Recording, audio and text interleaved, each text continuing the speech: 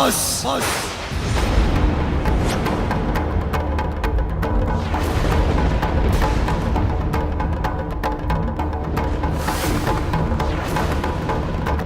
अब तुम्हारी उद्दंडता की अति हो चुकी है।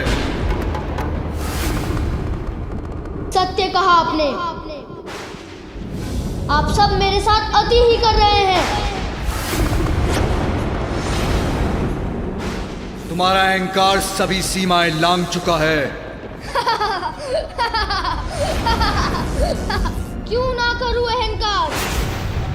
देखिए अपने सभी गणों को, देवताओं को, उनके पशुओं को, जिन्हें मैंने पराजित किया है अकेले अपने बल से।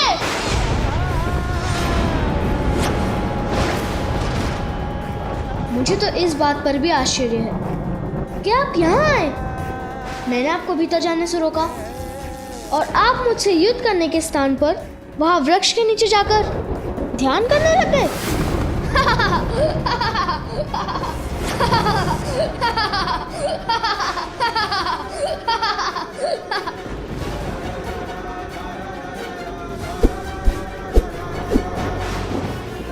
और जब आप विश्राम कर रहे थे तो आपने इन सभी को भेज दिया मुझसे युद्ध करने, जिसमें मैंने इन सभी को परास्त किया। इससे तो आप प्रारंभ में ही मान जाते। मैंने तो तभी कह दिया था कि मैं किसी भी अवस्था में आपको रेखा के आगे नहीं जाने दूंगा।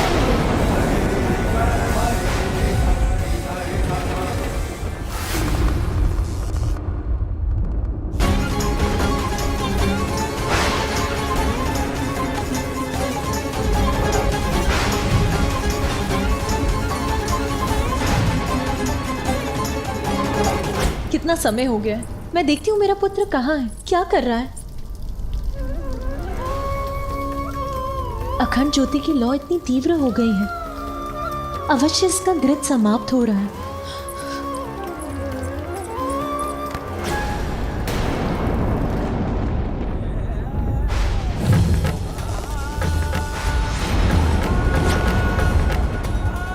वहीं ठहरिए।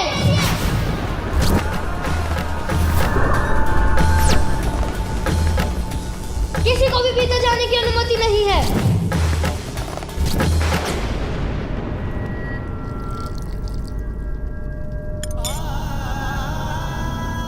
अखंड ज्योति तो शुभता का प्रतीक है, ये सदा प्रज्वलित रहे। इसके प्रति मुझे सहज रहना चाहिए। वस्त्र के स्थान पर पशु चर्म से अपना तन ढकते हैं। रहने के लिए कोई घर नहीं। नाम पूछो तो कहते हैं सभी नाम मेरे हैं। अब ऐसी बात करने वाले को बहरूपिया नहीं तो और क्या कहूँ, और क्या कहूँ, और क्या कहूँ। मुझे तो लगता है कि ये कोई बुद्धिहीन प्रतीत होते हैं। यदि आप नहीं रुके तो मैं आप पर प्रहार करने पर विवश हो जाऊंगा।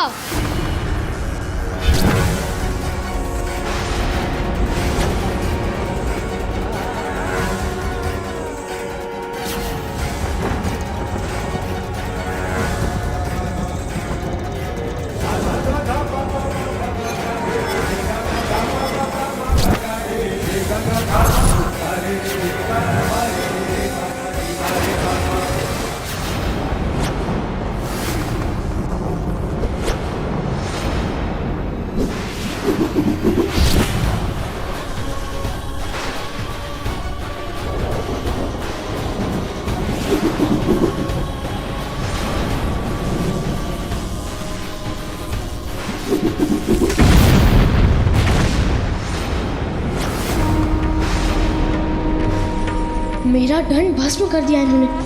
कैसे? ये तो वही भस्म है जो इनके डमरू बजाते ही इनके देह से निकला था। आपने मुझसे वो छीनने का दुस्साहस किया है जो मुझे मेरी माँ ने दिया था। अब उसका परिणाम भुगतने के लिए तैयार हो जाइए।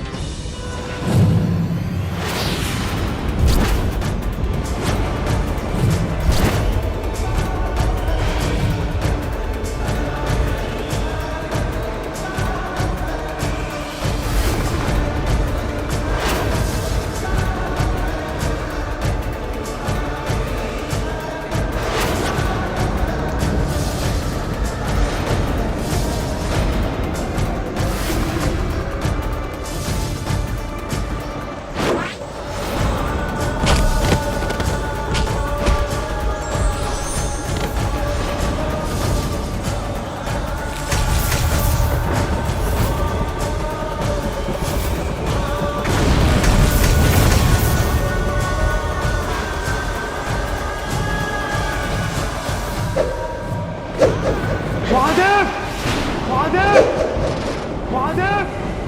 महादेव!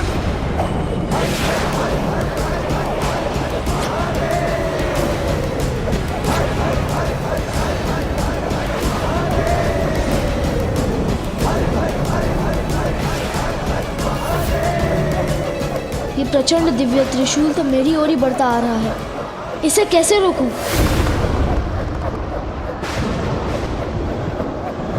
मुझे बताइए माँ, मैं आपके सभी दुख मिटा दूंगा। मुझे तो एक ही दुख है, मैं जिन पर भी अपना स्नेह न्यौछावर करती वो सभी मुझे छोड़कर चले जाते हैं। माँ, मैं आपको छोड़कर कभी कहीं नहीं जाऊंगा।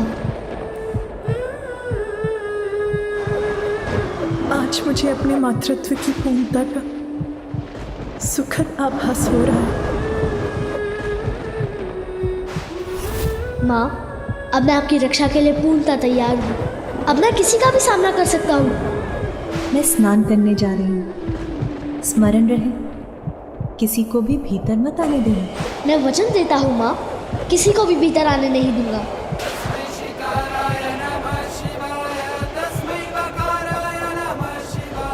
यही समझ लो, मैं सर्वत्र हूँ और कहीं भी नहीं। ये तो सर्वत्र व्याप्त है, कहीं इन्हें पहचानने में कोई भूल तो नहीं हुई मुझसे।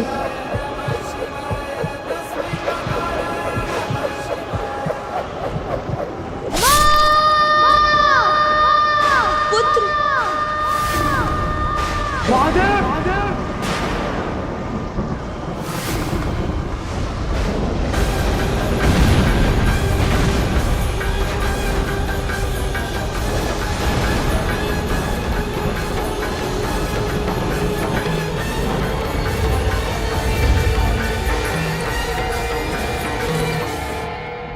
मेरे मन में किसी अज्ञात अनिष्ट की आशंका क्यों घर करती जा रही है? कितनी विचित्र बात है। ये सभी दीपक स्वतः ही बुझ गए।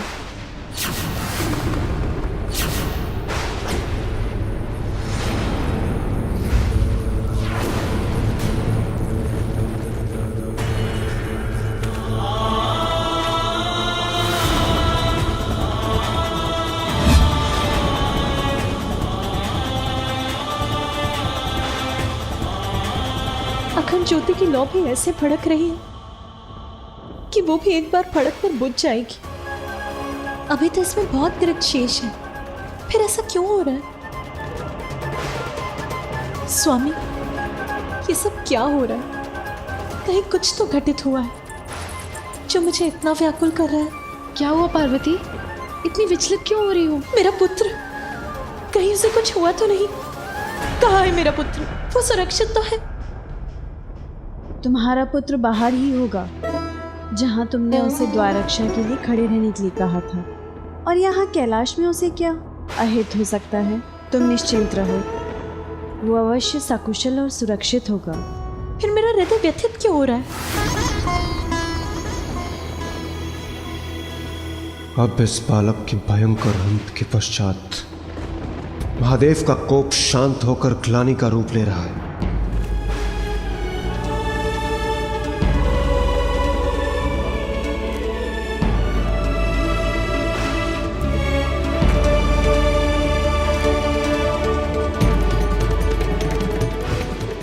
मैं क्या कर रहा हूँ और उसका क्या कारण है, ये आपको क्यों बताऊँ? इतने समय से सभी को यही समझा रहा हूँ कि मैं अपनी माँ की ही बात सुनता हूँ और उनका आदेश कदापि नहीं टल सकता। अब तो मृत्यु भी मुझसे पराजित हो गई। अपनी माँ की शक्ति से रक्षित हूँ मैं, कोई मुझे पराजित नहीं कर सकता।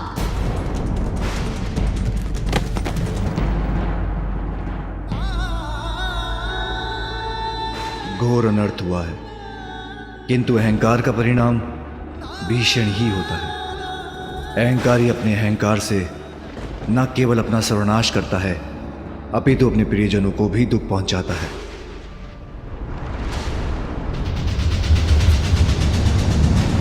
अनर्थ, घोर अनर्थ हुआ है ये। इतनी अल्पायु में इतने कोमल सुकुमार पार्वती पुत्र का इतना भयंकर अंत हुआ है। कितना अपार कष्ट हुआ होगा उसे। और अब देवी पार्वती पर क्या बीतेगी। माता का दुख तो मुझे भी व्याकुल कर रहा है। देवी पार्वती, तुम्हें होने वाली अपार पीड़ा की कल्पना मात्र से ही अत्यंत दुखी हूँ। तुम्हारे हृदय को होने वाली असीम पीड़ा की कल्पना से आहत हूँ मैं।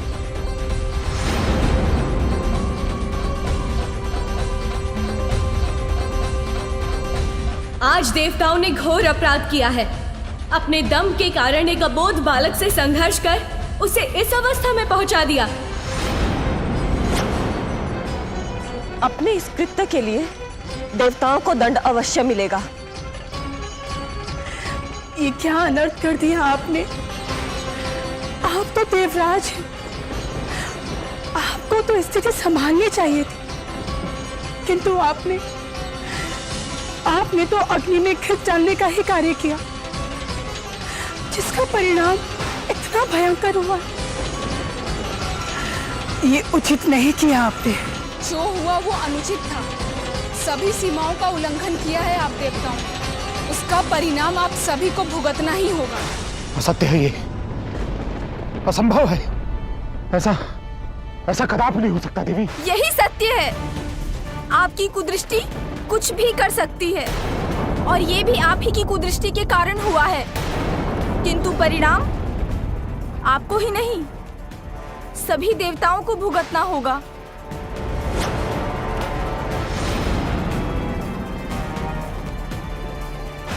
देवताओं और उनके साथ साथ समस्त संसार पर इस घटना का क्या प्रभाव होगा, ये कौन कह सकता है।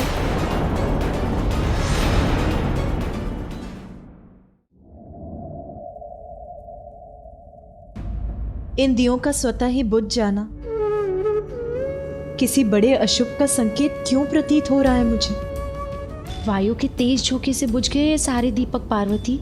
और क्या, इतनी कठिनाइयाँ, इतने कठोर तप के बाद तुम्हें तुम्हारा पुत्र प्राप्त हुआ तो तुम्हारा चिंतित होना स्वाभाविक है, परंतु ये चिंता व्यर्थ ही है। इस चिंता को त्याग दो। हाँ, और अभी कुछ ही समय पूर्व तो तुमने उसे द्वार रक्षा के लिए बाहर नियुक्त किया था, और यहाँ कैलाश में उसका क्या अहित हो सकता है भला। फिर तुम्हारे द्वारा दिया गया दिव्य दंड तो उसकी रक्षा कर ही रहा है ना, इसलिए अपनी चिंता त्याग दो।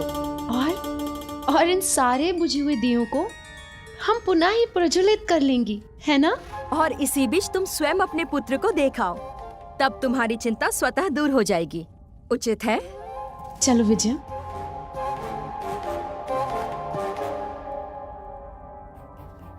मेरा हृदय कंपित हो रहा है, मन शांति नहीं हो रहा, जैसे कि किसी अज्ञात व्यथा ने घेर लिया हो मुझे, जिससे मैं मुक्ति नहीं हो पा रही हूं।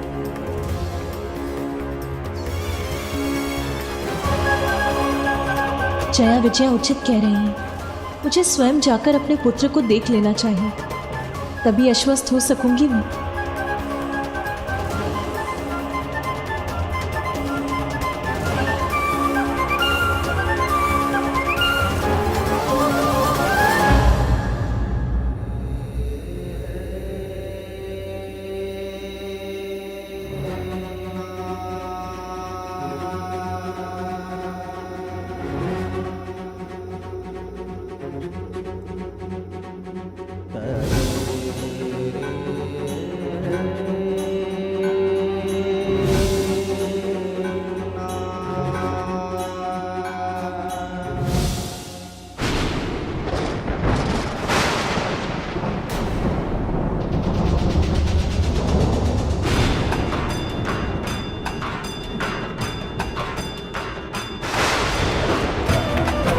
प्रतीत होता है कि इस घटना को देखकर देवी लक्ष्मी और देवी सरस्वती का क्रोध जागृत हो गया और वो कुपित होकर यहीं आ रही है।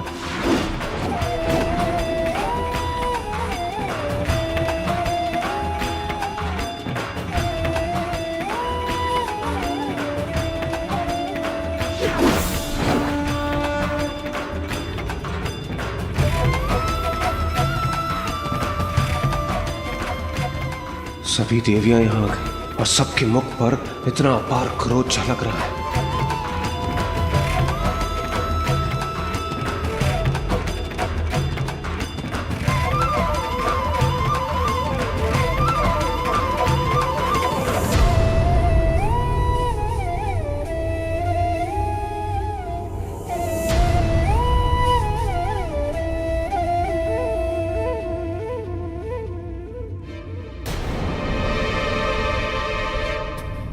मेरे अनुसार नेत्र पिता के हैं, किंतु इनकी सौम्य और मन भावन मुस्कान आपकी है देवी पार्वती। कितनी मनमोहक मुस्कान है, जैसे चारों दिशाओं को प्रकाशित कर रही हो।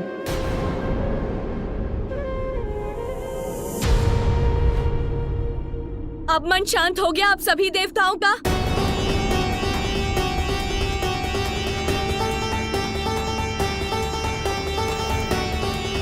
आप लोगों को ज्ञात भी है कि क्या कर बैठे हैं आप? जानते हैं ये बालक कौन था?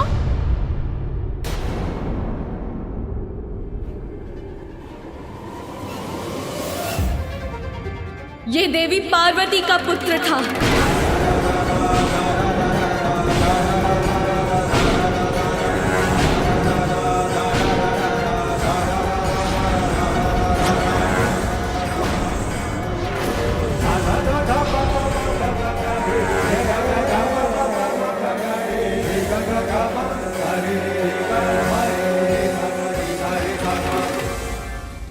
माता पार्वती का पुत्र? ये कैसे संभव है? महादेव तो स्वयं भी बंदी थे। गजासुर के उदर में। ज्ञात है मुझे अग्निदेव, किंतु उसी समय देवी पार्वती अपना पुण्यक व्रत संपन्न कर रही थी। उन्होंने पुण्यक व्रत पूर्ण कर मेरे स्वामी श्री हरि से पुत्र प्राप्ति का वरदान प्राप्त किया था। आपने दृढ़ता और निष्ठा के साथ पुण्यक व्रत पूर्ण किया।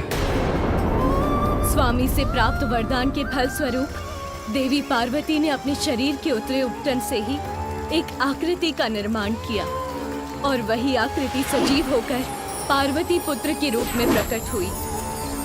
अपने उसी पुत्र को द्वार की रक्षा के लिए छोड़कर देवी पार्वती महादेव के कैलाश आगमन के पूर्व मंगल स्नान करने गई थी। इसीलिए उनकी आज्ञा का पालन करने के लिए उनका पुत्र किसी को भीतर नहीं जाने दे रहा था।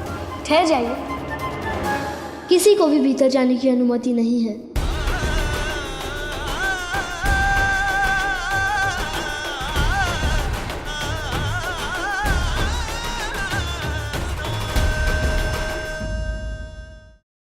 किंतु आप सभी ने देवता होते हुए भी इतनी सी बात को इतना बड़ा बना दिया कि उस बालक को अपने प्राणों से ही वंचित होना पड़ गया। नंदी, मैं तुम्हें अपने व्रत स्थल की रक्षा का दायित्व देती हूँ। मेरा व्रत पूर्ण होने तक यहाँ किसी का प्रवेश नहीं होना चाहिए। किसी का से मेरा अर्थ है यहाँ कोई नहीं आना चाहिए। जो आज्ञा माता।